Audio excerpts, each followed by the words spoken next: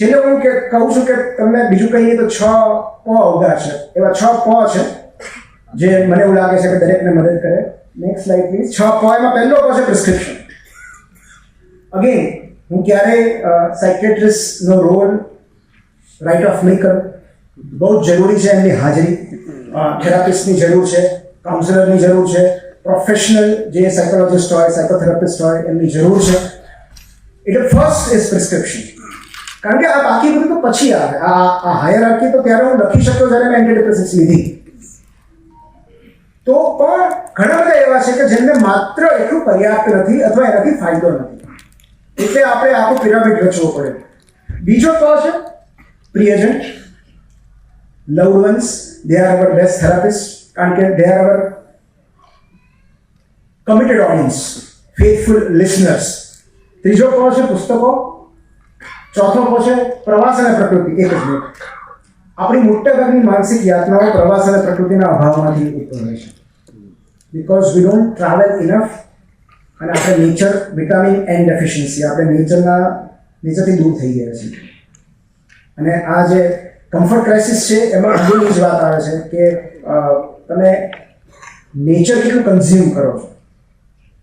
જે રીતે ડાયટિશિયન હોય ને એમાં તો ફોરેસ્ટિશિયન છે. ફોરેસ્ટિશિયન એટલે તમારે કેટલું ફોરેસ્ટ કન્ઝ્યુમ કરવું જોઈએ જે તમારી હેલ્થ માટે સારું હોય. અને એમાં નિયમ છે 20-5-3 નો નિયમ.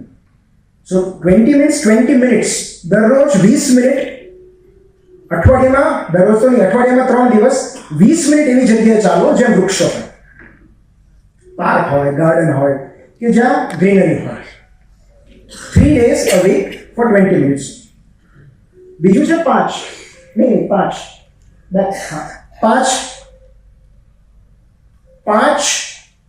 કલાક તમે સેમી વાઇલ્ડ નેચરમાં ગાળો.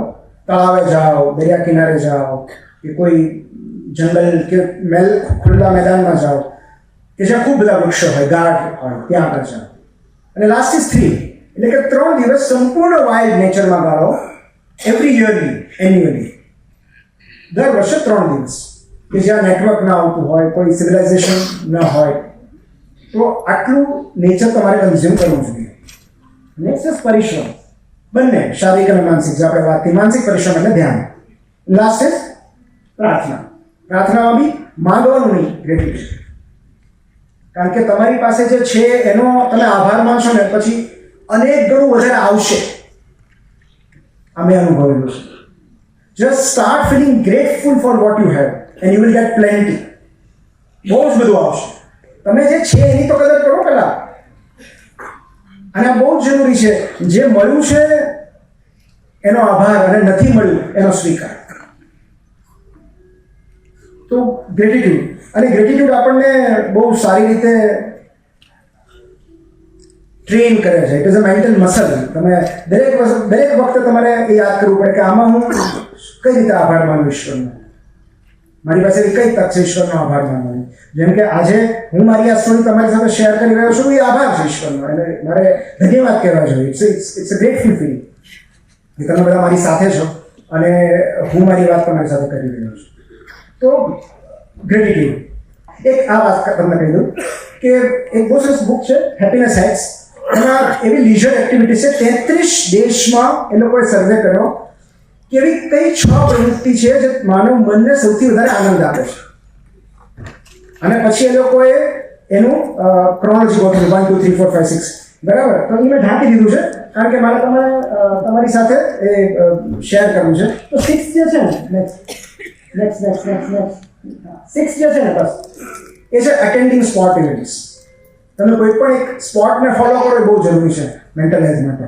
ભલે પછી ફાઇનલમાં હારી જઈને હાર્ટ બ્રેક થાય, પણ પછી T20 વર્લ્ડ કપ જીતશું, પછી ચેમ્પિયન્સ ટ્રોફી જીતશું. તો ફોલો એની સ્પોર્ટ. તમે રમતા હો તો ઉત્તમ, પણ ન રમો તો કોઈ એક સ્પોર્ટને ફોલો કરો. બેડમિન્ટન છે, ટેનિસ છે, ક્રિકેટ છે, એનીથિંગ. સો આ સર્વેને જે 6th થિંગ.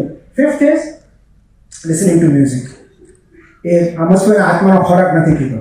તો you just listen to music, તમારું ગમતું, and you will feel good. તમને ખરેખર એવું થશે કે અંદર કશું કનેક્ટ થયું છે. જે 4th એક્ટિવિટી હતી એ હતી ગેટિંગ ટુગેધર વિથ રિલેટિવ્સ. આમાં એણે મિત્રો નથી લખ્યા, એ જાણી જોઈને નથી લખ્યા. કારણ કે ઘણીવાર મિત્રોને મળ્યા પછી એની 3 એટેન્ડિંગ કલ્ચરલ ઇવેન્ટ્સ.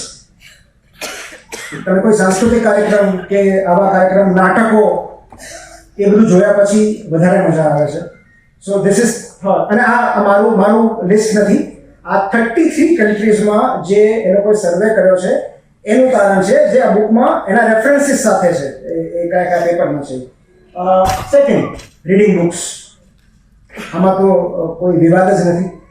બુક્સ પહેલીમાં એક મિનિટ હમણાં શેર કરતા. હા, પહેલીમાં મારે તમને ગેસ કરવા દેવા છે કે પહેલી એક્ટિવિટી કઈ હશે કે જે સૌથી વધારે માનવ મનને આનંદ આપે છે. સ્લીપિંગ. વાહ, તમે મારા જેવા. ઊંઘ છે ને એ આશીર્વાદ છે ઈશ્વર. ટ્રાવેલિંગ. શેરિંગ. ફૂડ. મને કહું શું છે બતાવો તો. શોપિંગ. જો બધા ખાલી પાડે એમાં ઇનોર્બિટ વાળા તો ખાસ પાડે. પણ તમે જુઓ આ બધા તો ડેવલપ કન્ટ્રીમાં થયેલા હતા એટલે શોપિંગ છે. આપણે તો કેટલા બધા મધ્યમ વર્ગના હોય ને, બધાને શોપિંગ ન પરવડે. દરેક વખતે મેન્ટલ હેલ્થ ઇમ્પ્રૂવ કરવા માટે શોપિંગ કરે તો પછી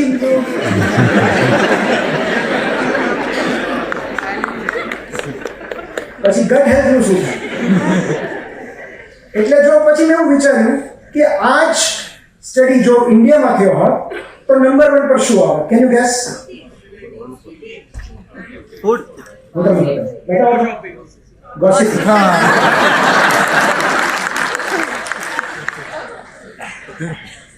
કેટલી આનંદની પ્રવૃત્તિ છે કલાકો નીકળી જાય અને લોકો એનાથી જોડાય છે કે જ્યાં સુધી ગોસિપ ન કરે ત્યાં સુધી લોકો જોડાતા નથી. પ્રશ્ન એ થાય બધા હાજર હોય ત્યાં કે હવે કોના વિશે વાત કરવી, બધા હાજર થાય છે. હા, હવે તમે સ્કીપ કરી શકો છો. જો આ જો મેં મારું નથી બનાવેલું, આ બુકમાં છે. Shopping is one, reading books. તો એ જ વસ્તુ આપણે વાત કરીએ. નેક્સ્ટ. આ એક મિનિટ. આ મેં એટલા માટે તમને એક કસરત કરાવી કે what you are feeling. You should know what you are feeling. કારણ કે આ his professor of psychiatry doctor Dan Siegel મને બહુ જ ગમે છે. એમનો તમે લેક્ચર સાંભળો છો યુટ્યુબ પર. એમણે આ સૂત્ર આપ્યું છે, name it to tame it. એટલે કે name your feeling to tame it. So જેવું તમે ફિલિંગને નામ આપી દો છો તમે 50% રિલીફ અનુભવશો. For example, I am feeling depressed. I am not depressed, I am feeling depressed. અને આની પાછળ એક ન્યુરો સાયન્ટિફિક રીઝન રહેલું છે. કારણ કે આપણું lower brain and upper brain એટલે પ્રીફ્રોન્ટલ કોર્ટેક્સ અને જે આપણું એમિગડેલા કહેવાય એ બે વચ્ચે સેતુ બનતા વાર લાગે છે. What you are feeling is here.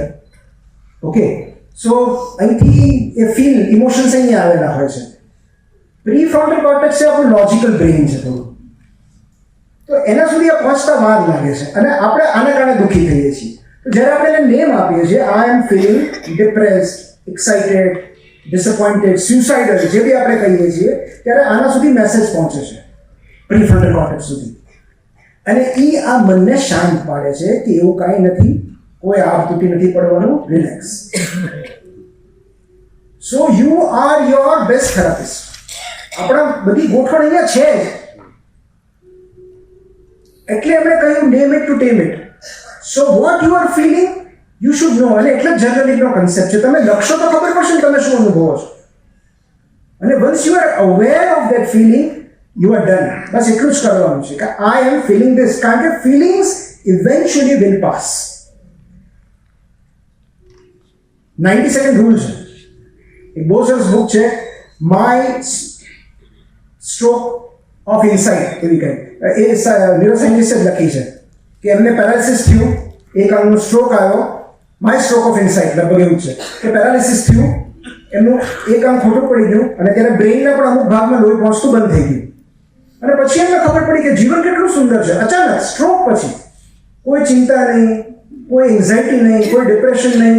અને પછી એમણે ફંક્શનલ એમઆરઆઈ કર્યો કે કયા ભાગ હતા જેને લોહી પહોંચવાનું બંધ થયું છે. તો એના પરથી એમણે બુક લખી જેમાં મેં લખ્યું છે 90 સેકન્ડ રૂલ કે કોઈ પણ ફિલિંગ 90 સેકન્ડ જ ટકે છે. પછી તો એની આફ્ટર ઇફેક્ટ્સ હોય. તો કોઈએ તમને રિજેક્ટ કર્યા, that feeling will last only for 90 seconds. આ એમનું એવું કહેવું છે. એન્ડ ઇન અ વે તમે જાતે ટ્રાય કરી શકો કે આઈ એમ ફિલિંગ વોટ, એ લખ્યા પછી એ ફિલિંગ કેટલો સમય ટકે છે. So name it to tame it. Okay, next. Fine. અમારે બહુ જ ગમતું છે કોટ, એટલે છેલ્લી બે ત્રણ slide. Two survive you must tell stories. વાર્તા કહેતા રહો, લોકોને તમારી જે વ્યથાઓ છે એ વ્યથા કથા શેર કરતા રહો, આજુબાજુના લોકો સાથે, મિત્રો સાથે, જેની પણ સાથે કરવી હોય એની સાથે, પણ you must tell stories. Next. અમારી કોટ છે, life is not an emergency. જીવન એ કોઈ એમ્બ્યુલન્સમાં આવેલી ઇમરજન્સી નથી કે તમારે તાત્કાલિક એટેન્ડ કરવું પડે. તમે જેટલા શાંતિથી અને નિરાશથી જીવી શકો એટલા દૂર સુધી જઈ શકો. Next. What doesn't kill you makes you stronger. આ મારું ફેવરિટ કોટ છે નિશ્ચયની, કે તમને મારી ન નાખે એવી દરેક દુર્ઘટના, દરેક પ્રસંગ તમને વધુ મજબૂત બનાવે છે. એન્ડ આઈ થિંક હવે વિડીયોનો સમય થઈ ગયો છે, તો છેલ્લે હું તમને એની પૂર્વ ભૂમિકા બાંધી દઉં. એક મિનિટ હું એની પૂર્વ ભૂમિકા બાંધી દઉં કે આઈ વોન્ટ કે મેં આ સ્લાઇડ એટલે છેલ્લે રાખી છે કારણ કે આઈ વોન્ટ કે તમે આ વિડીયો જોઈને જાઓ. ખાલી 20 સેકન્ડનો વિડીયો છે. આ વિડીયો ભાવનગરમાં એક રિહેબ સેન્ટર છે, સ્પર્શ કેર સેન્ટર, જ્યાં કેન્સરગ્રસ્ત પેશન્ટ્સનું રિહેબ ચાલે છે. જેમને અને આપણે ત્યાં મોટાભાગના, બિકોઝ ટોબેકો આપણા કોમન છે એટલે મોટાભાગે જવાના ઓરલ કેન્સર હોય, હેડ એન્ડ નેકના, એટલે પેલું કમાન્ડો ઓપરેશન કર્યું હોય, એથી જડવું કાઢી લીધેલું હોય, બ્રેસ્ટ કેન્સર કોમન છે. તો એવા બધા લોકોનું ત્યાં રિહેબ ચાલે, ફિઝિયોથેરાપી ચાલે, કાઉન્સેલિંગ ચાલે. તો મારી વાઈફ ત્યાં સેવા આપવા માટે જાય છે દર શુક્રવારે, હોમિયોપેથી એ લોકોને ઓફર કરવા માટે. ત્યાંના જે સંચાલક છે જ્યોતિકાબેન, એ અમેરિકા રહે છે પણ મૂળ ભાવનગરના છે. જ્યારે ભાવનગર આવે ત્યારે આ સેન્ટર એનું સંચાલન કરે છે. બહુ સુંદર પ્રવૃત્તિઓ કરી રહ્યા છે. તો એમનો એક વિડીયો મારી પાસે હતો અને મને થયું કે મારે તમારી સાથે શેર કરવું જોઈએ. આ વિડીયોમાં એ બધા જે આમાં કેટલાક તો ટર્મિનલ સ્ટેજના છે, જે કીમો લે છે, રેડિયો લે છે, જે બરાબર ચાલી નથી શકતા, એ બધા ડાન્સ કરે છે. અને 20 જ સેકન્ડનો વિડીયો તમે ખાલી ધ્યાનમાં રાખજો, યાદ રાખજો કે જો આ લોકો આટલા ખુશ રહી શકે તો આપણી પાસે ન જીવવાનું કંઈ બહાનું છે. પ્લીઝ.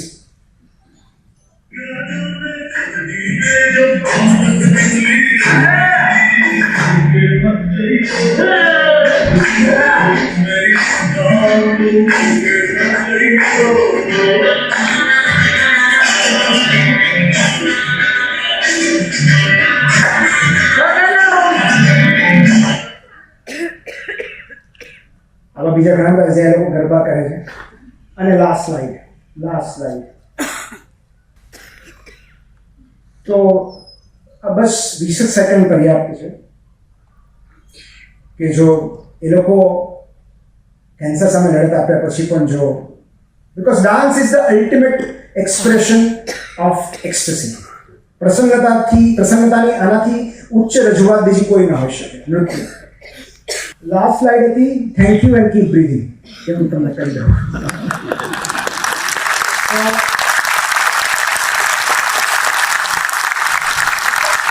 Just keep breathing. કારણ કે ક્યારેક એટલું જ પર્યાપ્ત હોય છે. તમે તમારા શ્વાસ બંધ ન કરો ને એટલો ઉપકાર આ યુનિવર્સ પર કરશો ખાલી, બાકી બધું આપશે. અને જેમ માય એન્જલોએ કહ્યું એમ કે બી રેનબો ઇન સમવન્સ ક્લાઉડ, એ બહુ જરૂરી છે. કારણ કે મેં એવું બહુ સરસ એક વિધાન વાંચ્યું હતું કે બધો ભાર, બધી વ્યથા, બધી તકલીફો ત્યાં સુધી જ છે જ્યાં સુધી આપણે કશાકને મારું કહીએ છીએ.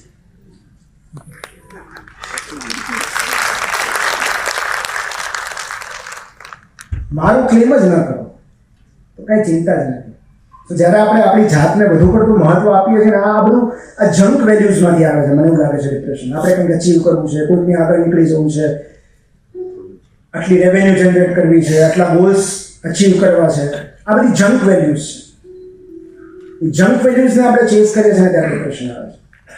તો આપણી જે પૌષ્ટિક વેલ્યુઝ છે, જે શેર કરવું, હેલ્પ કરવી, પ્રિયજનો સાથે સમય વિતાવવો, પુસ્તકો વાંચવા, જ્યારે એના તરફ આપણે પાછા આવીએ છીએ ત્યારે આપણું વેલબિંગ અચાનક સુધારવા લાગે છે.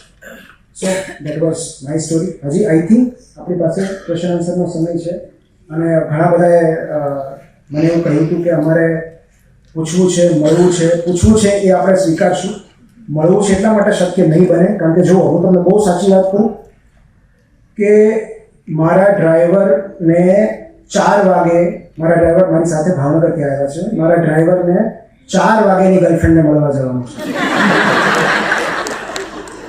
મારો સામાન મુકાઈ ગયો છે. એણે મને એવું કીધું છે કે સાહેબ તમે 1 વાગે આવો તો ઠીક છે, નહીંતર હું ચાલે. એટલે હું નથી ઈચ્છતો કે મારા લીધે કોઈની રિલેશનશીપમાં ભંગાણ થાય. એટલે અહીંથી મૂકી જશું સાહેબ. આનો જવાબ મેં વિચાર્યો નહોતો. તો પણ એની કરતા હું એવું કરું, અહીંયા જ રહી જાઉં. કારણ કે મને તો લાસ્ટ ટાઈમ જ આનંદભાઈ કીધું હતું મને કે તમે બરોડા સેટલ થઈ જાઓ. મને પણ ઓનેસ્ટલી આટલા ઓવરવેલ્મિંગ રિસ્પોન્સની અમને આશા નહોતી. કારણ કે અમે એવું વિચાર્યું હતું કે અહીંયા છે ને એક તમને ઇનર્શિયા નડે, એક ખચકાટ થાય કે મનોવ્યથામાં જવું. આપણને ક્યાં મનોવ્યથા છે? કેટલા બધા લોકો તો એ સ્વીકારતા નથી. મને હું તકલીફ છે. હવે જે આવું વિચારતા તમે મદદ જ ન કરી શકો. અમે પેશાબમાં લોહી આવે છે ભાઈ, અંદર ટ્યુમર છે, સગા એમ કે દાદા દાખલ થઈ જાઓ, મને કાંઈ નથી. તો જે એટલે મેં કીધું સારવારનો પ્રથમ તબક્કો સ્વીકાર છે. તમે સ્વીકારતા નથી ત્યાં સુધી કોઈ તમને મદદ ન કરી શકે. You just have to accept કે I am not feeling well, I need help. મદદ માંગવી એ સૌથી સાહસભર્યું કામ હોય છે. ક્યારે તો તમે પીડાતા હો કે ના પીડાતા હો, કદાચ એવું બને કે પીડિત તો ઘરે હોય, તમે એમની માટે આવ્યા હો, પણ તેમ છતાં તમે આટલી મોડી સંખ્યામાં દિવાળીના આગલા રવિવારે આવ્યા છો એ બદલ gratitude and thank you so much.